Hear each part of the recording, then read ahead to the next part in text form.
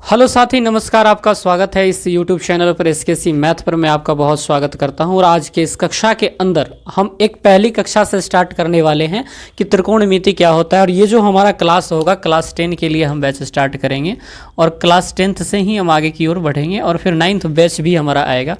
लेकिन फिलहाल मैंने बहुत सारा वीडियो एक मैथ बाय चक्रवर्ती नाम से चैनल पर बनाया था और उनमें बहुत सारी प्रॉब्लम आई, जिन कारण से मुझे एक नई यूट्यूब चैनल की आवश्यकता पड़ी और आज मैं आप साथ मिल रहा हूँ। और मुझे उम्मीद है कि मैं इस कक्षा को अच्छी तरीके से ले पाऊंगा और आप धैर्यपूर्वक एक कक्षा को देख पाएंगे मेरा। आइए हम ज़्यादा बातचीत नहीं करेंगे और कहते हैं ना वही कि फिर से हम वहीं स्टार्ट कर रहे हैं, शुरू से ही स्टार्ट कर रहे हैं और एकदम जीरो से ही स्टार्ट कर रहे हैं। तो आइए हम बात करते हैं कि त्रिकोणमिति क्या होता है। ये चैप्टर हमारा 8th चैप्टर में आता है, 8th चैप्टर हमारा ये पढ़ता है। सबसे पहले हम ये परिचय करेंगे कि 9th में हमने एक त्रिभुज के बारे में पढ़ा था, जिस त्रिभुज का नाम पड़ता है समकोण त्रिभुज। लेकिन इस कक्षा के अंदर और इस चैप्टर के अंदर जो हम बात करेंगे उनका नाम पड़ेगा समकोण त्रिभुज से संबंधित भुजाओं के बारे में जो अनुपात होते हैं उनके बारे में अध्ययन करना। लेकिन हम जो इंट्रोडक्शन देंगे कि हम ये कहेंगे कि पिछली कक्षा अर्थात 9-8 में जो हमने पढ़ा था वो हमारा था कि समकोण त्रिभुज क्या होता है, उनके बारे में हमने समझा था। लेकिन इस कक्षा के अंदर हम ये समझेंगे कि समकोण त्रिभुज से संबंधित अनुपात क्या होते हैं, उनके जो मापों की अनुपात क्या होती है, इनके बारे में हम अध्ययन करेंगे। तो बेसिकली हमारा इंट्रोडक्शंस जो होनी चाहिए, इंट्रोडक्शन जो हमारा होनी चाहिए, इंट्रोडक्शन को हिंदी में परिचय कहते हैं। और परिचय हमारा कुछ इसी प्रकार से होगा कि पिछले कक्षा में हमने समकोण त्रिभुज के बारे में पढ़ा है और इस कक्षा में हम समकोण त्रिभुज से संबंधित भुजाओं के अनुपात के बारे में पढ़ेंगे। मैं बहुत धीरे धीरे पढ़ाऊंगा आपको और बहुत ही इत्मीनान से मैं लिख करके ही पढ़ाऊंगा। ये कक्षा उतनी फास्ट हम नहीं रखेंगे क्योंकि प्रॉपर 1-2 करके सीरीज हमें ले चलनी है। तो हम ये क्या कहेंगे कि पिछली कक्षा में हमने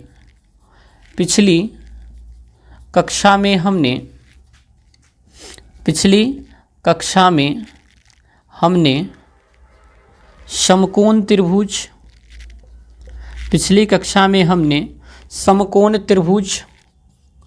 समकोण त्रिभुज को इंग्लिश में हम कहते हैं राइट एंगल ट्रायंगल।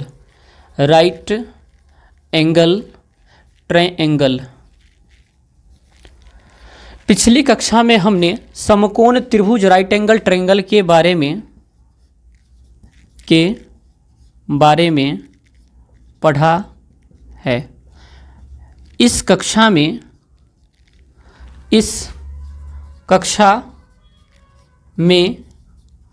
हम लोग क्या चीज़ के बारे में पढ़ेंगे?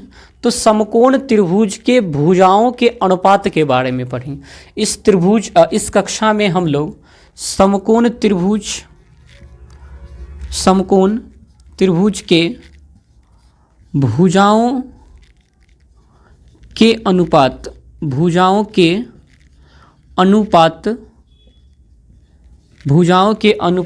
एवं उनसे संबंधित विभिन्न बातों का अध्ययन करेंगे।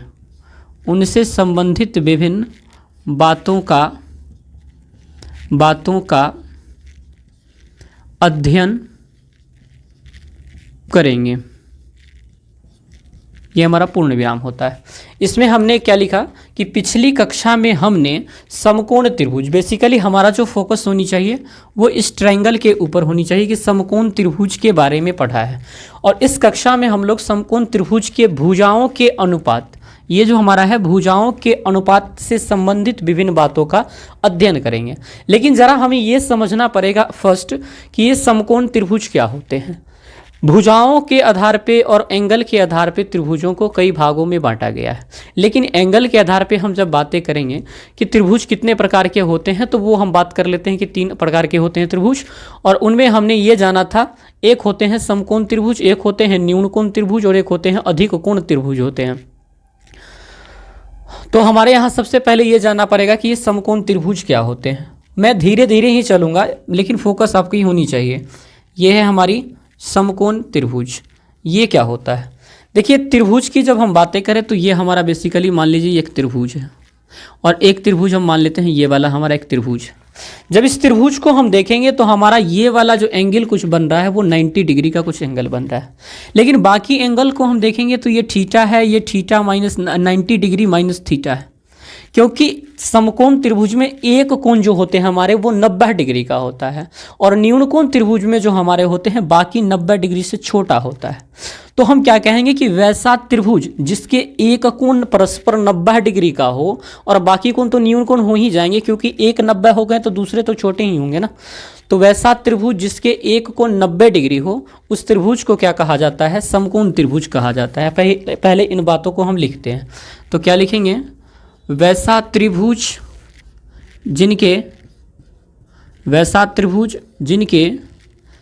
एक कोण 90 डिग्री का हो, 90 डिग्री का हो, समकोण त्रिभुज कहलाता है। क्या कहलाता है? समकोण त्रिभुज कहलाता है। समकोण त्रिभुज कहलाता है। अब जरा जब हम समकोण त्रिभुज के बारे में जान गए और पिछली कक्षाओं से रिलेटेड बातों को जान गए, तब जो हमें जिस बात की फोकस करनी है वो हमारा बात ऐसा होनी चाहिए कि जरा इन शब्दों के ऊपर आइए कि त्रिकोणमिति, ये चैप्टर का नाम आखिर क्यों पड़ा मेरे भाई? त्रिकोणमिति ये जो चैप्टर है हमारा इंग्लिश में जिसे हम कहते हैं ट्राइग्नोमेट्री नाम क्यों पड़ा? जरा इसके इतिहास के बारे में अगर हम जानने का प्रयास करें तो मुझे 3 ही बातें याद आती हैं। एक बात हमें याद आती है क्या, कि इसके जब शब्दों को हम टुकड़ा करेंगे तो यहाँ पे एक चीज़ आ रही है, एक का नाम है ट्राई और दूसरे का नाम है गॉन और तीसरे का नाम है मेट्रॉन जिसे हम कहते हैं, और ये ग्रीक शब्द का एक अक्षर है, ग्रीक शब्द का ये वर्ड है जिसका अलग अलग अर्थ होता है। मैं इन अर्थों को अगर समझाने का प्रयास करूं तो यहां पे हम लिखेंगे ट्राइगोनोमेट्री। ट्राइगोनोमेट्री की जब हम बात करें तो ये 3 शब्दों से मिलकर बना है और वो जो शब्द हैं वो ग्रीक के शब्द हैं। पहला जो शब्द हमारा है वो है ट्राई और जो दूसरा शब्द हमारा है वो है गॉन और तीसरा जो हमारा शब्द है वो है मेट्रॉन। देखिए, ट्राई का मतलब होता है 3 और गॉन का मतलब होती है भुजा, ये ग्रीक के शब्द है ना, और मेट्रॉन का मतलब होता है मापना। यानी 3 भुजाओं से संबंधित जो हम माप की बात जहां पे हम करेंगे वो हमारा बेसिकली क्या होगा? ट्राइगोनोमेट्री। फिर से बात सुनिएगा, ट्राइगोनोमेट्री अगर आपसे पूछा जाए तो क्या कहेंगे? ट्राइगोनोमेट्री शब्द जो है हमारा ग्रीक के 3 शब्दों से मिलकर के बना है, जो है ट्राई, गॉन, मेट्रॉन। ट्राई का अर्थ होता है 3 और गॉन का मतलब होता है भुजा और मेट्रॉन का मतलब होता है मापना। अर्थात हमारा ट्राइगोनोमेट्री क्या हुआ कि 3 भुजाओं से संबंधित जो बातें होंगी उन्हें हम क्या कहेंगे? ट्राइगोनोमेट्री कहेंगे। तो हम यहाँ पे ये शब्द को लिखने का अगर प्रयास करें तो हम यहाँ से लिखने का ये प्रयास करते हैं, इसको मिटाते हैं और फिर बाद में हम आपको बताते हैं। मैं कहूँगा क्या? त्रिकोणमिति या ट्राइगोनोमेट्री ग्रीक के, देखिए ये ग्रीक शब्द हैं। कैसे शब्द हैं? ग्रीक शब्द हैं। और ग्रीक का मतलब क्या होता है? ग्रीक एक जगह है, वहाँ का शब्द है। जैसे हमारे इंडिया है, यहाँ इंग्लिश है और हिंदी है, जिस तरह से शब्द हैं उसी प्रकार से अलग अलग जगहों के अपने अपने नाम होते हैं। तो ट्राइगोनोमेट्री की जब हम बातें करें तो ग्रीक शब्द ट्राइगोनोमेट्री ग्रीक के 3 शब्द, ग्रीक के 3 शब्द। पहला शब्द क्या है? पहले का नाम है ट्राई, दूसरे का शब्द का नाम है गॉन और तीसरे शब्द का नाम है मेट्रॉन। से मिलकर बना है, से मिलकर बना है। अब इन सबों का अर्थ क्या होता है इनके बारे में जानेंगे। मुझे उम्मीद है कि आपने यहाँ पर लिख लिया होगा, मैं ऊपर से आपको बताने का प्रयास करता हूँ। मैं इनको मिटाता हूँ और यहाँ से लिखने का जब प्रयास करेंगे तो हमने लिखा है ट्राई, एक तो हमने लिखा है ट्राई और दूसरा हमने लिखा है गॉन और तीसरा हमने जो लिखा है उसका नाम है मेट्रॉन। देखिए, इन तीनों का अपना अपना अलग अलग अर्थ होता है। ट्राई का मतलब होता है 3, जिस प्रकार से हम कहते हैं बाइनोमियल, बाई का मतलब 2, मोनोमियल, मोनो का मतलब 1 और ट्राई मतलब 3। गॉन का मतलब होती है भुजा और मेट्रॉन का मतलब होता है मापना। जैसे मेट्री कहते हैं ना, जियोमेट्री, ज्यामिति, उसी प्रकार से मेट्रॉन का मतलब होता है मापना। अर्थात अगर हम यहाँ पे लिखने का प्रयास करें तो हम यहाँ से एक बात समझ में जो हमें आती है वो ये हो जाएगा कि त्रिकोणमिति 3 भुजाओं से संबंधित मापों का अध्ययन है। अर्थात त्रिकोणमिति तीन भुजाओं से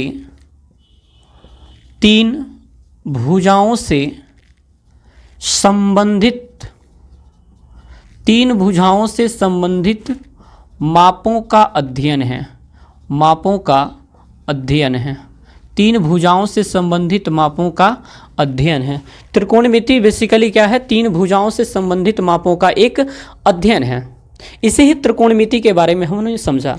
ये त्रिकोणमिति की कुछ हमारी जो बेसिकली इंट्रोडक्शंस थी वो हमने जानी। लेकिन ये भुजाओं का जो अनुपात होता है वो जो होती है, अब मैं इसको मिटा देता हूँ और उसके बाद जो हमें चीज़ पढ़नी है वो चीज़ समझिए। देखिए त्रिकोणमिति की जो बेसिकली अगर आपको पता चले कि चर्चा इसकी बेसिकली कहाँ कहाँ चलता है, तो इसके खोजों का अगर बात किया जाए तो सबसे ज़्यादा जो इनके विषय में खोजा गया था वो दो जगहों पे खोजा गया था। एक मिस्र था और दूसरा बेबीलोन था। मिस्र और बेबीलोन से त्रिकोणमिति का बहुत गहरा संबंध है, अध्ययन है। त्रिकोणमिति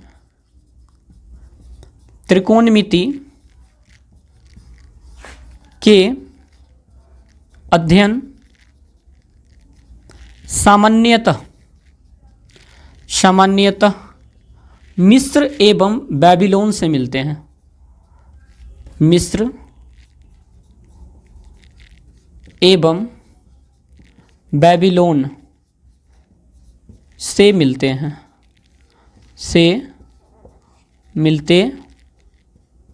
हैं। अब हम चर्चा करने वाले हैं, ये हमारा बेसिकली इंट्रोडक्शंस था। लेकिन हमारी जो अगली होगी, अच्छा वैसे कहा जाता है त्रिकोणमिति का पिता हिप्पैकस को कहा जाता है, लेकिन हमारी जो अब अगली टॉपिक्स जो आएगी वो हमारी टॉपिक्स आएगी त्रिकोणमिति अनुपात क्या होता है, क्योंकि हमने भुजाओं से संबंधित मापों का अध्ययन देखा है और त्रिभुज और उनके भुजाओं के अनुपात के बारे में ही हमें पढ़ना है। तो हमारा जो टॉपिक एक पढ़ना है सबसे पहले, उन्हीं का नाम है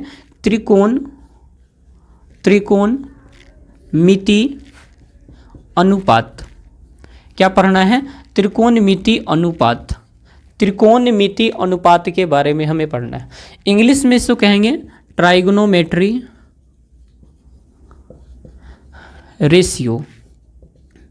त्रिकोणमिति अनुपात। अच्छा, रेशियो का मतलब क्या होता है?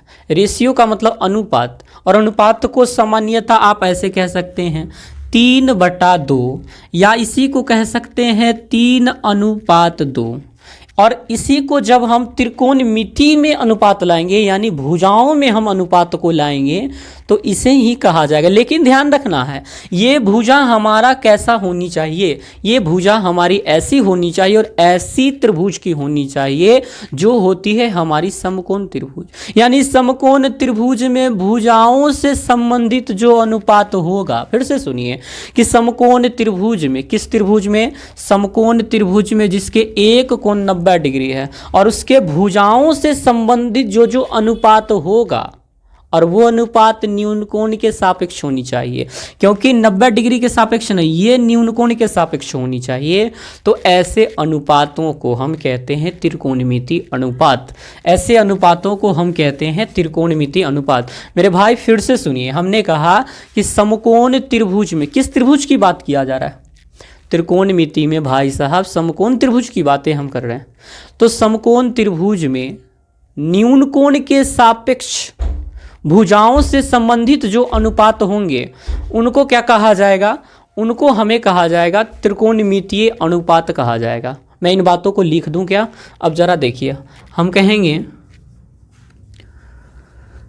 कि समकोण त्रिभुज में भुजाओं से संबंधित अनुपात को, समकोण त्रिभुज में भुजाओं से संबंधित अनुपात, और वो अनुपात किसके रिस्पेक्ट में होनी चाहिए? वो अनुपात हमारा होना चाहिए एक्यूट एंगल के रिस्पेक्ट में, यानी न्यून कोण के रिस्पेक्ट में होनी चाहिए। त्रिकोणमिति अनुपात क्या है? कि समकोण त्रिभुज में भुजाओं से संबंधित अनुपात जो न्यून कोण के सापेक्ष हों। किसके? न्यून कोण के सापेक्ष हों, वह त्रिकोणमिति अनुपात कहलाते हैं। वह त्रिकोणमिति अनुपात कहलाते हैं। अनुपात कहलाते हैं। अब मेरे भाई ज़रा आपको ये दिमाग लगाना पड़ेगा, ये अनुपात का मतलब क्या है। बेसिकली बटा की हम बात कर रहे हैं, भाग की बात कर रहे हैं।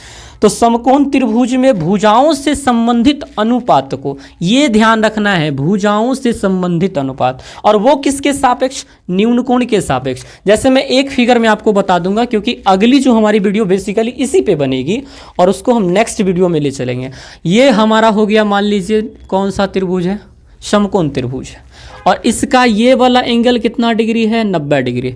इसीलिए मेरे भाई जो बच गया दोनों एंगल वो 90 से छोटा ही होगा, क्योंकि एक त्रिभुज के तीनों कोणों का योगफल 180 डिग्री होता है, और ये 90 हो गया तो 90 दोनों मिलके ही होगा ना, तो एक 90 तो हो नहीं सकता है, 90 से छोटा ही होगा। इसलिए मैं मानता हूँ ये वाला एंगल और ये वाला एंगल जो है न्यून कोण है, क्योंकि ये 90 से छोटा है। तो न्यून कोण के सापेक्ष, अच्छा 90 डिग्री के जो सामने होता है, जो सामने होता है वो क्या होता है, कर्ण होती है, जिसे कहा जाता है हाइपोटेनस कहा जाता है। और इस वाले एंगल को अगर मैं थीटा मान लूँ तो थीटा के सामने जो पड़ रही है उसे कहा जाता है लंब, परपेंडिकुलर कहा जाता है। और जो नीचे हमारा बच गया उसे कहा जाता है बेस। थीटा के सामने, मुख के सामने सम्मुख नाम क्या पड़ता है, सम्मुख, और इसी को कहते हैं संलग्न, इसको कहते हैं संलग्न, एडजेसेंट इसे एंगल कहते हैं। अब हमें यह ध्यान रखना पड़ेगा, न्यून कोण के सापेक्ष यानी इस थीटा के सापेक्ष ये अनुपात बट्टे ये अनुपात, ये बट्टे ये बट्टे ये, जो हमारा अनुपात निकल के आएगा उसकी कक्षा को हम लेंगे अगले वीडियोस में।